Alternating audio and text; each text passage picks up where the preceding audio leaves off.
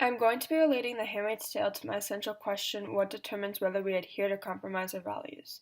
And I'm going to be doing this by relating a Harvard lecture on philosophy taught by Professor Micheal Sandel.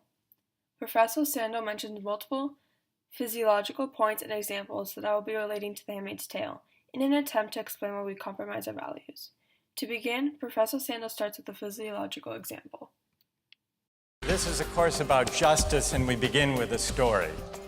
Suppose you're the driver of a trolley car, and your trolley car is hurtling down the track at 60 miles an hour, and at the end of the track you notice 5 workers working on the track. You try to stop, but you can't. Your brakes don't work. You feel desperate because you know that if you crash into these 5 workers, they will all die. Let's assume you know that for sure. And so you feel helpless until you notice that there is, off to the right, a side track. And at the end of that track, there's one worker working on the track. Your steering wheel works, so you can turn the trolley car, if you want to, onto the side track, killing the one, but sparing the 5. Let's take a poll. How many would turn the trolley car onto the side track? Raise your hands. How many wouldn't? How many would go straight ahead? This point is very interesting because it shows we value human life by the numbers. You can say that this one person died for a greater purpose, for those 5 people to survive. This directly relates to The Handmaid's Tale because the handmaids are taking away their freedom for the greater good of the population of the world. So the population of the handmaids is much less than the population of the world, the same way that one person's life is less than 5 lives. Go ahead, stand up. Because it can't be right to kill 5 people when you can only kill 1 person instead. Well, I was thinking it's the same reason on 9/11 we regard the people who flew the plane into the Pennsylvania field as heroes because they chose to kill the people in the plane and not kill more people in big buildings. This part reminds me of the May Day individuals who risked their own lives to save the handmaids' population, probably because the handmaid population is greater than the rebellion. The same way that the 9/11 heroes saved the greater population of the building, the rebellion is saving the handmaids. This time you're not the driver of the trolley car, you're an onlooker. You're standing on a bridge overlooking a trolley car track. And down the track comes a trolley car. At the end of the track are 5 workers. The brakes don't work. The trolley car is about to careen into the 5 and kill them. And now, you're not the driver. You really feel helpless until you notice, standing next to you,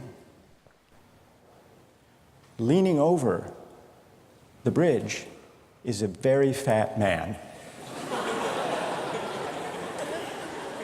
And you could give him a shove. He would fall over the bridge, onto the track, right in the way of the trolley car. He would die, but he would spare the 5. This point is very interesting. The concept of valuing life is completely diminished when guilt is a factor. People want to maximize happiness. By pushing the fat man, the only person there is to blame for his death is yourself. Compared to in the trolley car accident, you can blame the person standing on the tracks instead of yourself. The concept of a guilty conscience plays a role in compromising our values on life. In The Handmaid's Tale, on page 188, Atwood states, "I have something on him now. What I have on him is a possibility of my own death. What I have on him is guilt, at last." Then the commander states, "What would you like?" Atwood states, "I would like to know, whatever there is to know." To lift the commander's guilty feeling, he asked Atwood what she wanted, even offering her a cigarette, which is not allowed. The commander would break the rules just to lift his guilty conscience. How many would push the fat man over the bridge? Raise your hand. How many wouldn't? Most people wouldn't. Here's the obvious question. What became of the principle? Better to save 5 lives even if it means sacrificing 1. What became of the principle that almost everyone endorsed in the first case? In the trolley car case versus the fat man case, we would rather not commit a guilty act even if the ends justified the means. Unlike in The Handmaid's Tale, the commanders do commit their guilty duties like rape for the greater good of society, because the end of having a human population justified the means of rape.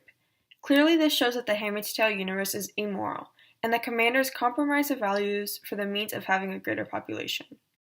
Now let's take a look at another example. This time you're a doctor in an emergency room, and 6 patients come to you. They've been in a terrible trolley car wreck. 5 of them sustained moderate injuries. 1 is severely injured. You could spend all day caring for the 1 severely injured victim, but in that time the 5 would die. Or you could look after the 5, restore them to health, but during that time the 1 severely injured person would die. How many would save the 5? Now is the doctor. How many would save the 1? Very few people. Just a handful of people. Same reason, I assume. 1 life versus 5. Now consider another doctor case. This time you're a transplant surgeon, and you have 5 patients, each in desperate need of an organ transplant in order to survive. 1 needs a heart, 1 a lung, 1 a kidney, 1 a liver, and the 5th a pancreas. And you have no organ donors. You are about to see them die.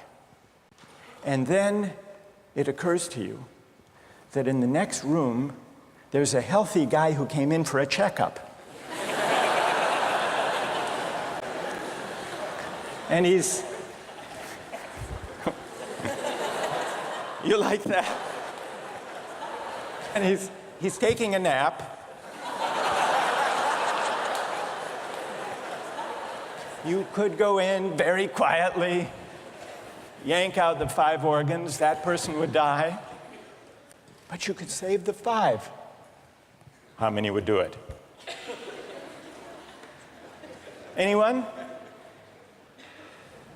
How many? Put your hands up if you would do it. I doubt that anyone would actually perform the act Professor Sandels is proposing. However, this physiological question relates to another doctor point in The Handmaid's Tale, when Alfred visits the doctor and he offers to get her impregnated. The doctor knows that her window for making a baby is closing, and that most of the commanders are sterile. He also knows that as a handmaid, if you are sterile, you are useless and will possibly die, or go to the colonies. The doctor states on page 60, "The doors are locked. No one will come in. They'll never know it isn't his." Alfred considers this offer, but realizes that the quality of the act is illegal, and she would feel guilty about breaking the law. Even if the ends justifies the means, Alfred doesn't take him up on the offer, because of the guilt associated with the act. The same way that no one would actually kill the innocent man, even if it means saving 6 people, because of the guilt associated with the act of murder. This is another point that proves why we don't and do compromise our values depending on the quality of the act and the guilt associated with it. People gestured toward reasons having to do with the intrinsic quality of the act itself, consequences be what they may. People were reluctant. People thought it was just wrong.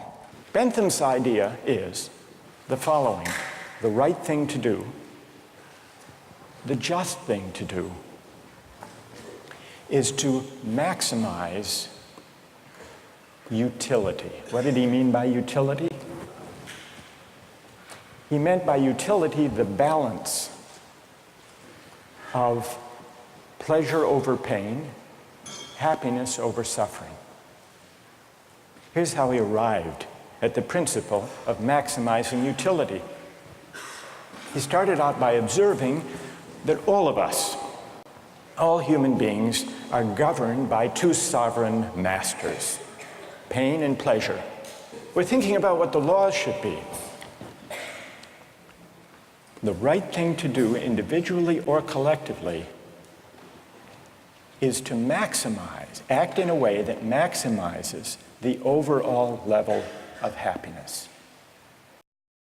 Going off of Bentham's original theory of overall utility and happiness and Professor Sandels' concept, in The Handmaid's Tale, when Maura escaped the Red Center, she was maximizing her own overall happiness, even if it was at the expense of Aunt Elizabeth experiencing some pain in her ribs.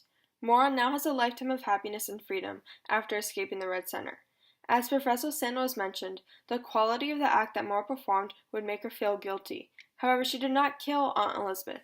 To give context, according to Alfred, who heard this story from multiple people, on page 131, and I quote, "She was not overly cruel to Aunt Elizabeth. She allowed her to put on her own red dress. This veil she tore into pieces and tied Aunt Elizabeth up with them behind the furnace. She stuffed some of the cloth into her mouth and tied it in place with another strip. She tied a strip around Aunt Elizabeth's neck and tied the other end to her feet behind."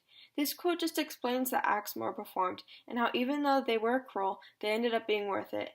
And my favorite quote in the whole book, on page 131, also gives some context, and I quote, "In the light of Maura, the aunts were less fearsome and more absurd. Their power had a flaw to it. They could be shanghaied in toilets. The audacity was what we liked." In this case, the ends do justify the means, even if it means compromising the basic human values of inflicting pain on another human. Therefore, based on the philosophical concepts we have covered, Maura's actions would be justified, even though she did compromise her values for the plausible cause of her freedom. Bentham's utilitarianism is sometimes summed up with the slogan, "the greatest good for the greatest number."